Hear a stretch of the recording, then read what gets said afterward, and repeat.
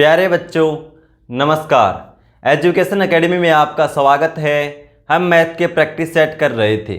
5 set हमने solve कर लिए थे। सेट नंबर आज 6 को हम देखते हैं।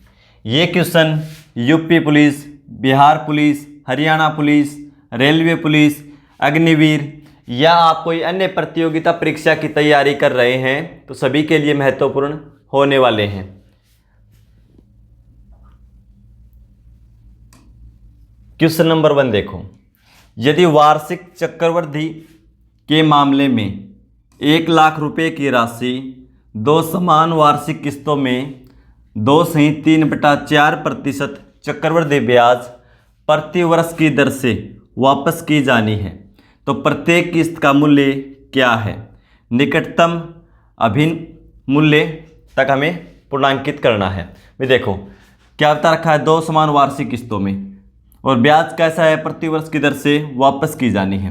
प्रत्येक किस्त का मूल्य पूछा गया है। कैसे निकालेंगे? देखो सबसे पहले रेट देखो कितनी है, 2/3/4%।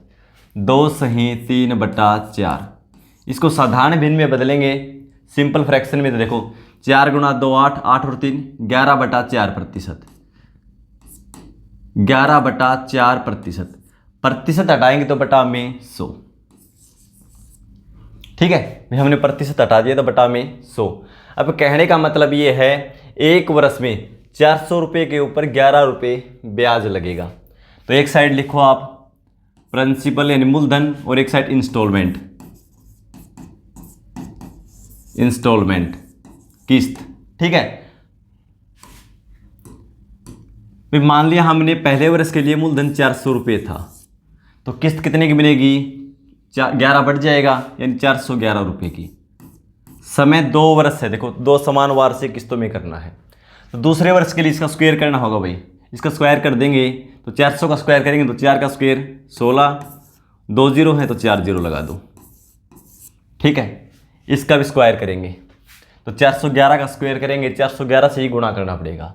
एक बार में करेंगे 411, 41, फिर एक 411 और 41 452, 45, 441 को 4 से गुणा करेंगे यानी 1000। 400 को 4 से करेंगे 1600 और 11 × 4 44 यानी 1644 और 45 हासिल है तो कितना हो जाएगा? 1689। इसको हमने स्क्वायर कर दिया। ठीक है, किस्त क्या समान है दोनों तो ये कितने 1,68,921, ये 411। तो दोनों को क्या हमें बराबर करना होगा। बराबर कैसे करेंगे? देखो ये 411, ये 411 का स्क्वायर है तो इसको भी 411 से गुणा कर दूँ। किस्त को हमने 411 से गुणा किया है तो प्रिंसिपल यानी मूलधन को भी 411 से गुणा करना पड़ेगा। ठीक है, अब देखो ये कितना हो जाएगा? 2 0 लगाओ और 411 को 4 से गुणा करेंगे तो कितना हो जाएगा? 1644 और ये कितना है? 1,60,000 पहले से ही है। अब जोड़ देंगे 0 0 4 4 2 3 यानी धनराशि कितनी हो गई? मूलधन 3,24,400। लेकिन ये कह रहा है इतनी नहीं है भाई, कितनी है? 1 लाख। यानी 3,24,400 यूनिट की वैल्यू कितनी है? 1 लाख। 1 यूनिट की वैल्यू निकालेंगे तो हम क्या करेंगे? 1 लाख को 3,24,400 से भाग दे देंगे। हमें निकालना प्रत्येक किस्त और प्रत्येक किस्त की वैल्यू कितनी है? 1,68,921। इसकी वैल्यू निकाल दी तो गुणा में 1,68,921। अब इसको सोल्व कर दो, हमारा आंसर आ जाएगा। देखो 2 0 से 2 0 हटाओ, अब भाग ही दे दो अब सीधा। ठीक है, तो देखो कितनी बार में जाएगा? ये 3000 से 244 ज़्यादा है। स्टार्टिंग में कितने अंक लेने पड़ेंगे? 4 पे नहीं जाएगा, 5 लेने पड़ेंगे यानी कितना है? 16,892, 17,000 के करीब। तो 3000 से करेंगे 5 बार में 15, 6 बार में तो 18 ज़्यादा हो जाएगा तो 5 बार में करो। 5 बार में कितना हो जाएगा? देखो 3000 को 5 से करेंगे 15,000 या 3,200 वही कर लो आप, 3200 ले लो आप। 5 से करेंगे तो कितना हो जाएगा? 32 × 5 160 यानी 16,000 हो जाएगा। और 44 को 5 से गुणा करेंगे, 40 × 5 200, 4 × 5 20, 220 तो 220 में और ऐड कर दो ये हो जाएगा भाई, कितनी बार में जाएगा, 5 बार में। 16,220 घटाएंगे तो 220 यहाँ से घट जाएगा, 16,000 तो कैंसिल होना ही है, 2, ये कितना बचेगा, 7, 6, आगे बच गया 1। अब देखो 3,244 से भाग देंगे 2 बार में, कितना हो जाएगा, 6488। ठीक है, 3 बार में जाएगा नहीं, 2 बार में जाएगा, उसके बाद दशमलव लगेगा। तो आगे करने की हमें ज़रूरत नहीं है, यहाँ से हमारा काम चल जाएगा। अब देखो 52 गुणा में 1000 कितना हो जाएगा, 52,000। तो 52,000 के आसपास जो किस्त है वही होगी। इन 52,000 से कुछ ज़्यादा होगा, कम तो हो नहीं सकती। 53,000 भी नहीं हो सकती। तो अब देखो 51 कम है, 50 भी कम है। इन 52,000 से कुछ ज़्यादा होगी, 53,000 से तो कम है, तो ये भी नहीं हो सकती। हमारा आंसर हो जाएगा D. Question number 2, P, Q और आर एक कार्य को क्रमशः 20, 30 और 60 दिनों में पूरा कर सकते हैं। यदि क्यू और आर प्रत्येक तीसरे दिन पी की सहायता करते हैं तो कार्य को पूरा करने में कितने दिन लगेंगे। वे 3 व्यक्ति हैं, पी, क्यू और आर, और किसी कार्य को कितने कितने दिन में समाप्त कर सकते हैं। वो किसी कार्य को 20, 30 और 60। इसमें क्या बता रखा अभी, पी तो डेली कार्य करता है, लेकिन क्यू और आर तीसरे दिन पी की सहायता करते हैं। इन 2 दिन कार्य नहीं करते, तीसरे दिन दोनों लग जाते हैं एक साथ। ठीक है, ऐसे कार्य चलता है। तो कुल काम निकालेंगे, इसके लिए एलसीएम। तो एलसीएम कितना आ जाएगा इसका, 60, 20 से भाग देंगे 3, यानी पी एक दिन में करेगा 3 यूनिट, क्यू 30 से भाग देंगे 2 यूनिट, और आर 1 यूनिट।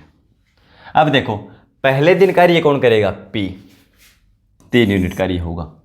अगले दिन दूसरे दिन भी पी अकेला करेगा, पहले दिन भी ये करेगा, दूसरे दिन भी ये करेगा। 3 और 3 6 यूनिट कार्य हो गया 2 दिन में। तीसरे दिन क्या होगा, ये दोनों भी मिल जाएंगे, यानी तीनों लगेंगे उस दिन। तो 3 तो ये कर देगा, 2 ये 5 और 1 6। तीसरे दिन कार्य कितना होगा, 6 यूनिट। पहले दिन पी अकेला, दूसरे दिन भी पी अकेला, तीसरे दिन तीनों मिल जाएंगे। ठीक है, 3 दिन में कार्य कितना हो गया, एक साइड तो लिखो टाइम और एक साइड लिखो वर्क। अब देखो समय 1, 2 और 3 दिन लग गया, कार्य कितना हुआ, 3 और 3 6 और 6 12 यूनिट। अब देखो हमें 60 के करीब पहुंचना है, तो किस संख्या से गुणा करूं इसको मैं, भाई 5 से गुणा करूं, 60 हो जाएगा, 60 यूनिट हो गया कंप्लीट। 5 ऐसा कार्य 5 बार कर देंगे तो समय को 5 से गुणा कर दो, यानी 15 दिन का समय लगेगा। भाई 3 दिन में कितना होता है, 12 यूनिट। तो मैंने 5 से गुणा कर दिया, क्योंकि 60 के करीब हमें पहुंचना था, टोटल कार्य के करीब। ठीक है, यदि ये मान लो 62 होता तो हम 60 तक ही जाते, 2 यूनिट कार्य बच जाता, कौन करता, पी, तो 2/3 दिन हो जाता। ठीक है, तो अभी ये 5 से गुणा किया, 60 यूनिट कार्य हो गया कंप्लीट। समय कितना होगा, समय कोई 5 से गुणा करो, इधर 5 से किया है तो 15 दिन। ठीक है, इस तरह कार्य करेंगे पी, क्यू और आर मिलकर। और क्यू और आर क्या है, प्रत्येक तीसरे दिन हेल्प करेंगे, तो कार्य 15 दिन में समाप्त होगा। क्वेश्चन नंबर 3, एक विलेन में 50 लीटर शुद्ध दूध है। 10 लीटर दूध को समान मात्रा में पानी से प्रतिस्थापित कर दिया जाता है। भाई 50 लीटर दूध है, उसमें से क्या करते हैं, 10 लीटर दूध निकाल लेते हैं और उसके बदले में 10 लीटर पानी डाल दिया जाता है। फिर से 10 लीटर मिश्रण को 10 लीटर पानी से प्रतिस्थापित किया जाता है। दोबारा यही क्रिया फिर की जाती है, उसमें से 10 लीटर निकाल लेते हैं मिश्रण और उसके बदले में डाला जाता है सिर्फ पानी, और यह क्रिया एक बार और दोहराई जाती है। अंतिम विलयन में दूध की मात्रा ज्ञात करें। वे ऑप्शन लीटर में दे रखा, तो हमें लीटर में ही बताना है, यानी कुल 3 बार यह क्रिया की जाती है। भाई देखो 10 लीटर निकाला जाता है, किस में से, टोटल मिश्रण कितना था पहले, दूध 50, तो बटा में 50 करो, पता चल जाए कितना भाग निकाला जाता है, यानी 1/5 भाग निकाला जाता है। कहने का मतलब ये है उसमें टोटल 5 यूनिट है, तो उसमें से 1 निकाल लिया जाता है। ठीक है, तो कुल कितना है, 50। ठीक है, अब कितना भाग निकाला जाता है, 1/5, 1/5 निकाला जाता है, 5 में से 1 निकाला जाता है, तो बचेगा कितना, 5 में से 4 बच जाएगा। भाई दूध, ये तो पूछा नहीं कितना बचता लास्ट में, यानी कितना भाग बचेगा, 4/5, क्योंकि फिर देख लो एक बार 1/5 भाग निकाला जाता है, यानी 5 में से 1 निकाला जाता है, तो दूध बचेगा कितना, भाई 5 में से 1 निकाल देंगे तो 4 बचेगा, 4/5, और ये क्रिया कितनी बार दोहराई जाती है? 3 बार। तो 3 बार हम लिखेंगे 4/5 और 4/5। यदि ये क्रिया 2 बार हो तो 2 बार लिखेंगे, 4 बार हो 4 बार लिखेंगे, 5 बार हो तो 5 बार ऐसे लिख देंगे। अब इसको सोल्व कर दो, दूध की मात्रा आ जाएगी 5 × 5 25, 25 से कैंसिल कर दो 2 बार में, ठीक है। 4 × 4 16 × 4 64, 64 को 2 से गुणा करेंगे 128, 128 को 5 से भाग कर दो, 25 बार में 125 बचेगा 3, भाग नहीं जाएगा, पॉइंट लगाओ 30, 5 के 30, यानी 25.6 लीटर दूध बचेगा। ये पूछा जाए पानी कितना होगा तो क्या करेंगे? टोटल कितना था 50, तो 50 में से ये घटा देते, 50 में से 25.6 घटा दो, कितना बचेगा? 24.6 लीटर क्या बचेगा? ये बचेगा पानी। पानी पूछा जाए तो, और यदि दूध पूछा गया है तो हमारा आंसर यहीं आ चुका है, ठीक है। 25.6 लीटर दूध बचेगा, ऑप्शन ए हो जाएगा।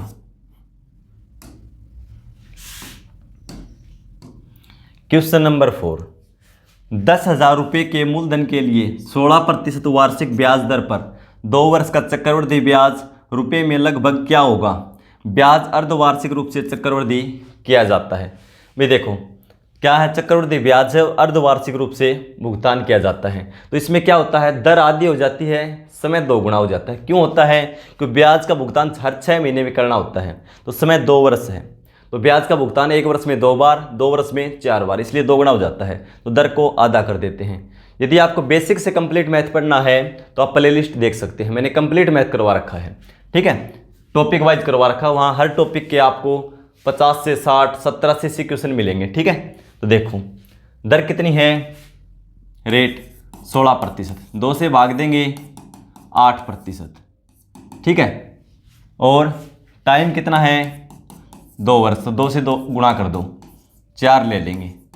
इन दर को मैंने आधा कर दिया, समय को 2 गुणा कर दिया। राशि कितनी है 10,000, 8%, ठीक है। 8% का मतलब 8/100 ऐसे निकाल देंगे। तो भी देखो जब समय है ना 2 वर्ष से ज़्यादा हो जाए तो रेशियो से निकालो, आसान रहेगा। कितना होगा 4, तो क्या करेंगे 4 के लिए रेशियो होता है भाई 4, 6, 4, 1, 4 वर्ष के लिए चक्रवृद्धि ब्याज। 2 वर्ष के निकालना हो तो 2 1 हो जाता है, 3 के लिए निकालना हो 3 3 1 हो जाता है, 4 के लिए निकालना हो 4 6 4 1, ये रेशियो हो जाता है भाई। कैसे होगा तो देखो, ये राशि कितनी है 10,000, इसका 8/100 कर दो। रेट 8% है, प्रतिशत हटाएंगे तो बटा में 100, 8/100, इसका 8/100 करेंगे, 2 0 कैंसिल हो जाएंगे, 100 × 8 800। अब ये आ गया ना, फिर इसका 8/100 कर दो तो क्या हो जाएगा, 2 0 कैंसिल हो जाएंगी, 8 × 8 64। फिर इसका 8/100 कर दो, 8/100, 64 को 8 से करेंगे 512, क्योंकि 8 की क्यूब हो जाएगी, 512 को 100 से भाग देंगे तो 5.12।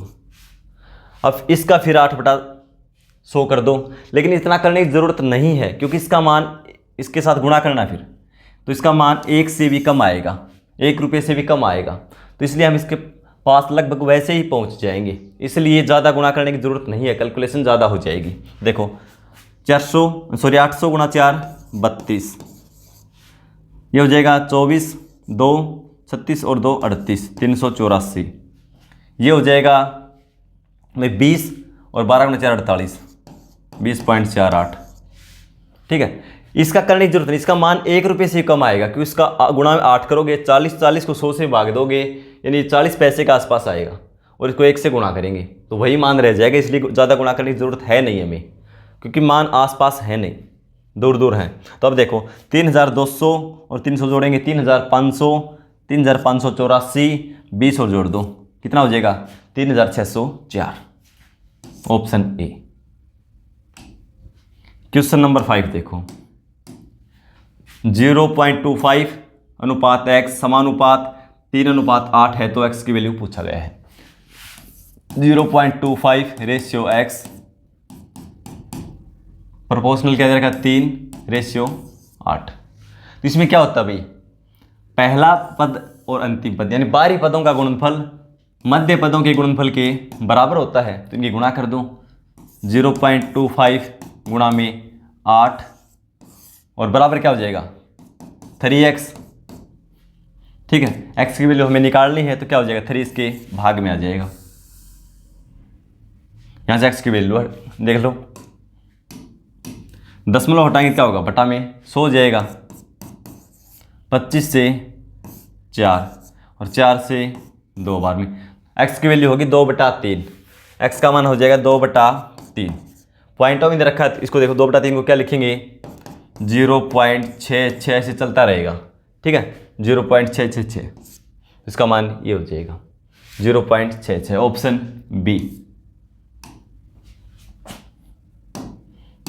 क्वेश्चन नंबर 6, यदि एक प्राकृत संख्या को 2, 3 और 4 से विभाजित करने पर प्रत्येक स्थिति में एक शेषफल बचता है, तो 3 अंकों की सबसे छोटी प्राकृत संख्या क्या होगी।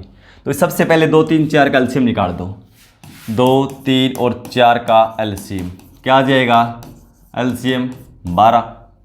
अब देखो इसको किस संख्या से गुणा करें कि 3 अंकों में पहुंच जाए। एक जोड़ने के बाद तो के से गुणा कर लो, 12 के और प्लस 1। एक क्यों जोड़ते हैं भाई 12 को किसी भी संख्या से गुणा कर लो, वो संख्या तो वो आएगी जो 2, 3 और 4 से पूर्णतः विभाजित होगी, लेकिन एक शेषफल भी बचना चाहिए, इसलिए हम एक जोड़ते हैं। तो इसको मैं 8 से गुणा करूँ 96, 1 97, 3 अंकों में नहीं जाएगी। 9 से करूँ 12 गुणा 9 108 और 1 109, के का मान ले लेंगे 9। 12 गुणा 9 108 और 1 109 वो संख्या होगी तो इस कंडीशन को पूरा करेगी। क्वेश्चन नंबर 7 देखो, एक बस ने 15 किलोमीटर प्रति घंटा की चाल से 60 किलोमीटर, 25 किलोमीटर प्रति घंटा की चाल से 100 किलोमीटर और 5 किलोमीटर प्रति घंटा की चाल से 20 किलोमीटर की दूरी तय की। पूरी यात्रा के दौरान इसकी औसत चाल मीटर पर सेकंड में क्या होगी। तो सबसे पहले भाई देखो कुल दूरी कितनी तय की है और कुल कितना समय लिया है। तो पहले देखो स्पीड तो ये थी और दूरी क्या थी 60 किलोमीटर, तो दूरी बटा में चाल कर देंगे, दूरी बटा चाल, समय आ जाएगा घंटे में आएगा, प्लस दूसरी दूरी क्या है 100 किलोमीटर, स्पीड 25, 100 बटा 25। तीसरी दूरी है 20 और स्पीड 5। अब समय आ जाएगा 15 से 4, 25 से 4 और 5 से 4। अब देखो कुल दूरी कितनी तय की, औसत चाल निकालनी है, कुल दूरी बटा कुल लिया गया समय। कुल दूरी 60 और 100 160 और 20 80, यानी कुल दूरी 180 किलोमीटर। कुल लिया गया समय 4 4 8 और 4 12 घंटे, तो 12 से भाग कर दो, औसत चाल आ जाएगी। जिसमें भी आएगी वो क्या होगा किलोमीटर प्रति घंटा में, क्योंकि ये किलोमीटर में था, ये किलोमीटर प्रति घंटा में चाल थी, लेकिन पूछा किसमें मीटर पर सेकंड में। तो क्या करेंगे 1 किलोमीटर में 1000 मीटर होते हैं और 1 घंटे में 3600 सेकंड, तो 1000 बटा 300, 1000 बटा 3600 से गुणा कर देंगे। लेकिन इसका क्या है 1000 बटा 3600 को सोल्व करते हैं तो 5 बटा 18 आता है, तो सीधा ही 5 बटा 18 लिख लो।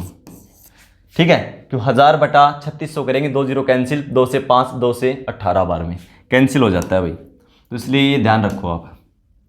18 से करेंगे 10 बार में, 2 से 5 और 2 से 6, 25 बटा 6 मीटर पर सेकंड, ऑप्शन बी हो जाएगा।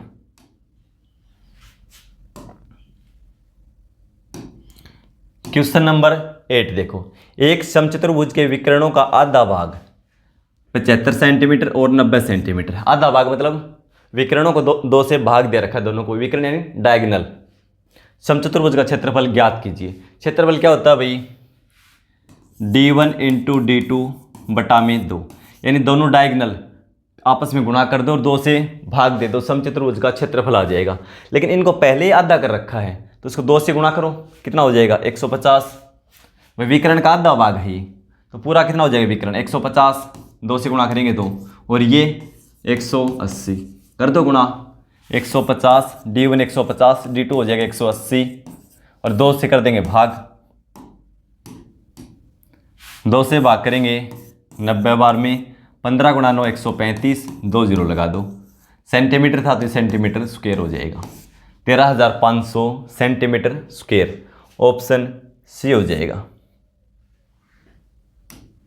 क्वेश्चन नंबर 9 देखो।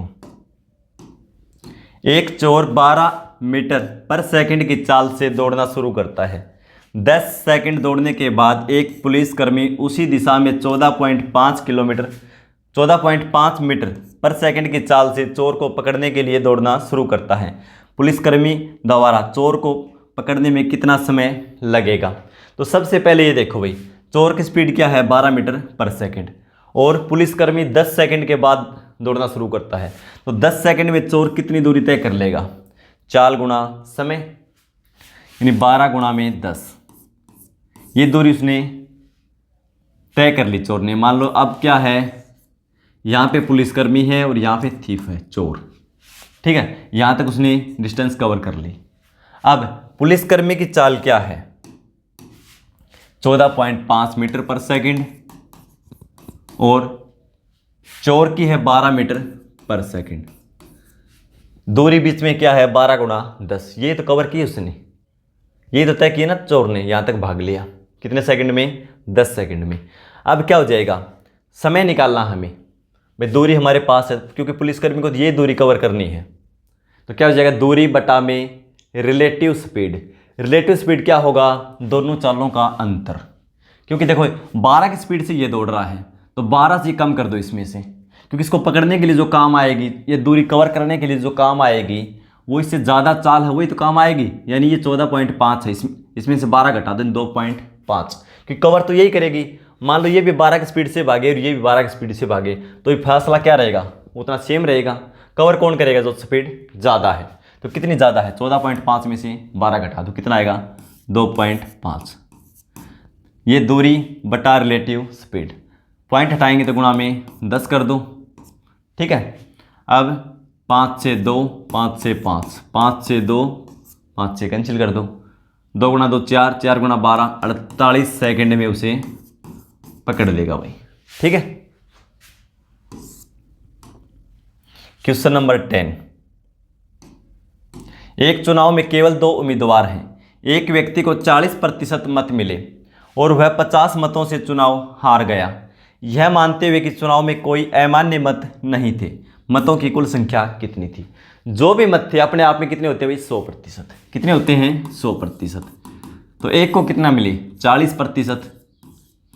फिर एक को 40 मिला, दूसरे को कितना मिला? 2 ही तो उम्मीदवार हैं, 60%। परसेंटेज में अंतर कितना हुआ? 40 में से 60 में से 40 घटा दो, 20%। कितना अंतर है? 20%। 20% इसको ज़्यादा मिले हैं, लेकिन ये क्या बता रखा है? 50 मतों से चुनाव हार गया। इसका मतलब जीतने वाले को 50 मत ज़्यादा मिले हैं, और प्रतिशत में कितने ज़्यादा मिले हैं? 20%। तो 20% की वैल्यू ही क्या होगी? 50। 1% की निकालेंगे तो 50 को 20 से भाग दे दो। पूछा क्या गया है? मतों की कुल संख्या। तो कुल मत कितने हैं? अपने आप में 100%, तो गुणा में 100 कर देंगे। ये पूछा जाए जीतने वाले का को कितने मत मिले, तो 60 से गुणा कर दो। हारने वाले की पूछा जाए तो 40 से गुणा कर दो। कुल पूछा जाए तो 100 से गुणा कर दो। 20 से 5 बार में 5 गुणा 5 25, यानी 250 मत थे भाई टोटल, ठीक है।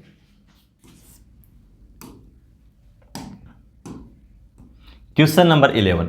किसी एक दिवसीय मैच में एक क्रिकेट टीम के 11 खिलाड़ियों का औसत स्कोर 32 है। 10 खिलाड़ियों द्वारा बनाए गए रन 11, 51, 2, 96, 21, 33, 0, 32, 9 और 14 है। 11वें खिलाड़ी ने कितने रन बनाए? इस क्वेश्चन को सोल्व करके आंसर कमेंट बॉक्स में लिखेंगे। मिलते हैं अगली क्लास में। धन्यवाद।